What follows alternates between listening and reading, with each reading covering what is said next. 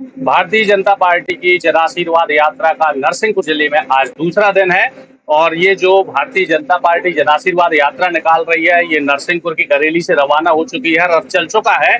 रथ में भाजपा के तमाम नेतागण मौजूद हैं, राज्यसभा सांसद जी हैं। इस यात्रा के जबलपुर संभाग के सहप्रभारी अभिलाष पांडे जी हैं, अमिता छपरा जी हैं। आइए जानने की कोशिश करते हैं कि जन आशीर्वाद यात्रा को लेकर क्या कहना है। क्या कहेंगे बाबू जी यात्रा को लेकर?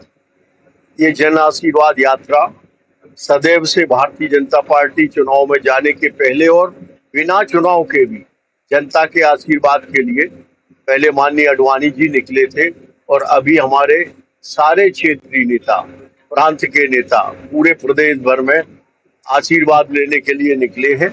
और कल से हम लोग यात्रा में शामिल है। अभी कल का अनुभव है कि बहुत अपूर्व उत्साह जनता में, जनता आशीर्वाद देने के लिए उद्यत।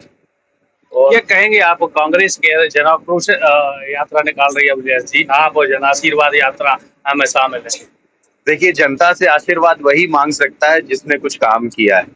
भारतीय जनता पार्टी एकमात्र राजनीतिक दल है जिसकी कथनी और करनी में समानता है। लोकतंत्र में सबसे महत्वपूर्ण चीज होती है जवाबदेही। हमने जो बात कही है वो बात कर कर हमने दिखाया है। इसीलिए जब जनता के बीच में जाते हैं तब आप देखेंगे कि अपार जन समर्थन पांचों यात्राओं को मिल रहा है। और इस यात्रा के माध्यम से हम जनता से आशीर्वाद मांग रहे हैं, और आशीर्वाद इस बात के लिए कि हमने जो कहा था वो किया है। भविष्य में भी स्वर्णिम मध्य प्रदेश बनाने के लिए भारतीय जनता पार्टी को आशीर्वाद दीजिए। और जनता दोनों हाथ उठाकर, चाहे बहनें हों, माताएं हों, बुजुर्ग हों और युवा साथी हो, सभी भारतीय जनता पार्टी को आशीर्वाद देने के लिए तैयार भी है।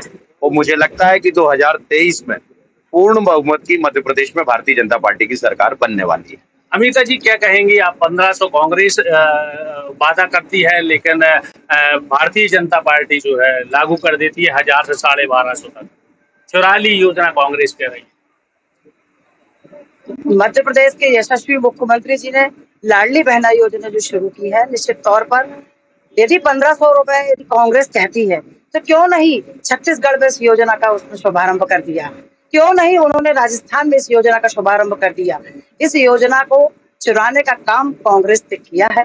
और निश्चित तौर पर मध्य प्रदेश के अंदर हम लगभग 20 वर्षों से भारतीय जनता पार्टी की सरकार है। हमने अंत्योदय के लिए काम किया है, गरीब कल्याण के लिए काम किया है, अंतिम पंक्ति के पैर पे बैठे हुए व्यक्ति को समाज की मुख्य धारा से जोड़कर काम किया है। सबका साथ सबका विकास, ये हमारा मूल मंत्र रहा है। और निश्चित तौर पर प्रदेश के यशस्वी मुख्यमंत्री जी ने अभी उन्होंने 1000 रुपए कहा, उसके बाद 1250 कहा, आने वाले समय में वो 3000 रुपए तक लाडली बहनों को देने वाले हैं।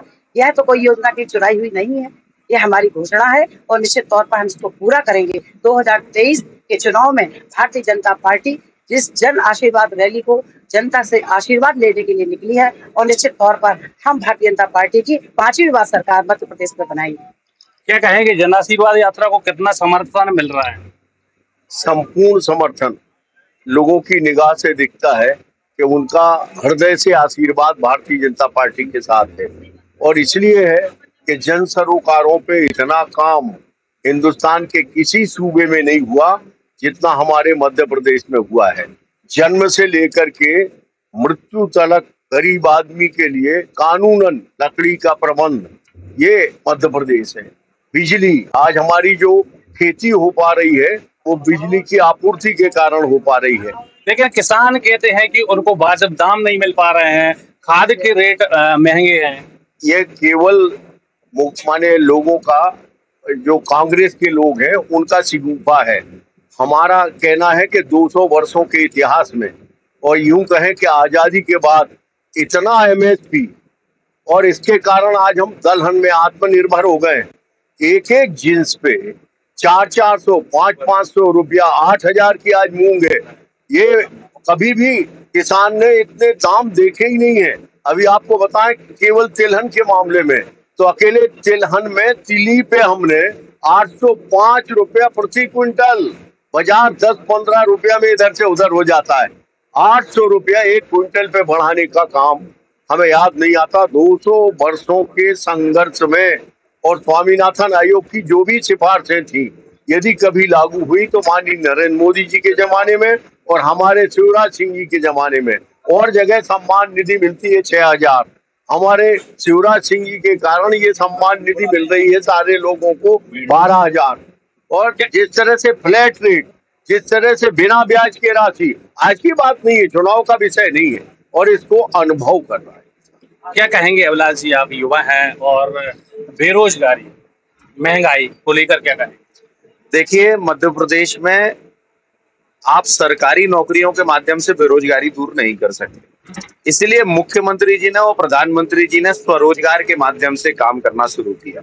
मध्य प्रदेश के अंदर मैं दावे के साथ कहता हूं कि जितनी जॉब सरकारी भारतीय जनता पार्टी की सरकार ने दी है, कांग्रेस की 15 महीने की सरकार ने पीएससी के एग्जाम तक कंडक्ट नहीं करा पाए थे। मध्य प्रदेश की भारतीय जनता पार्टी ने असिस्टेंट प्रोफेसर के एग्जाम करा के गई थी, उसके रिजल्ट तक कांग्रेस घोषित नहीं कर पाई थी। इसलिए कांग्रेस यदि ये बात कहे कि उसके माध्यम से बेरोजगारी दूर हो सकती है, तो ये पूर्णतः गलत है। मध्य प्रदेश में इंडस्ट्रियलाइजेशन हुआ है औद्योगिक विकास की दृष्टि से। जिस तरह से अभी बीना के अंदर एक नया उद्योग डेवलप हो रहा है, उसमें लगभग 3 लाख लोगों को रोजगार की नई संभावनाएं प्रबल हो रही हैं। इसी तरह से मध्य प्रदेश का नौजवान रोजगार लेने वाला नहीं, रोजगार देने वाला बना है।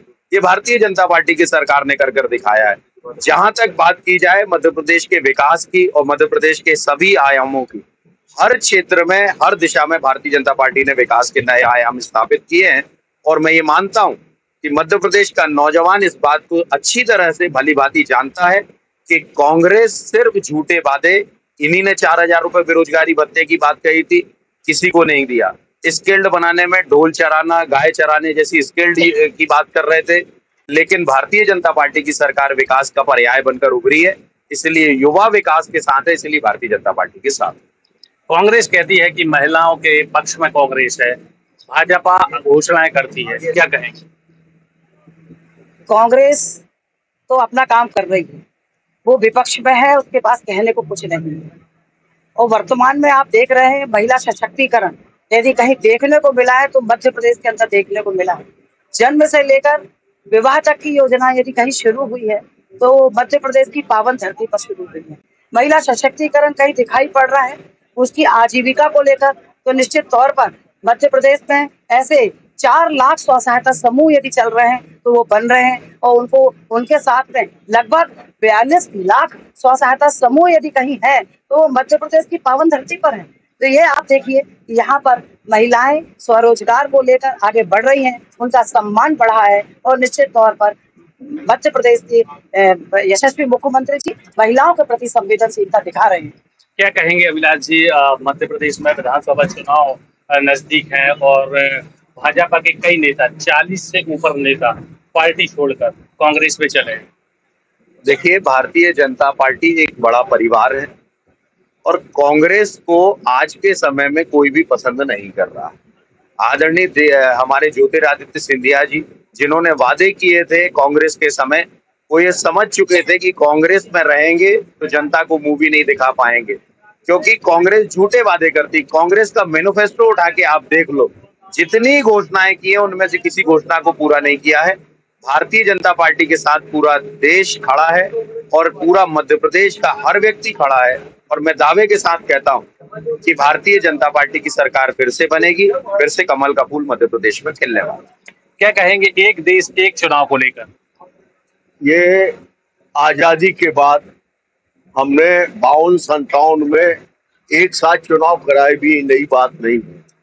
आज हम सब देखते हैं कि हर 6 महीने में कोई ना कोई चुनाव।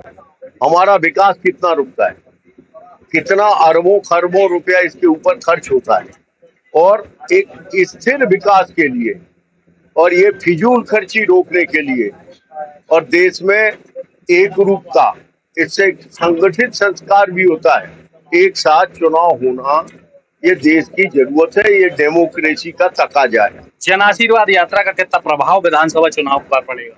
ये हम सुनिश्चित कह सकते हैं कि पूर्ण बहुमत की सरकार मध्य प्रदेश में हम बना देते हैं।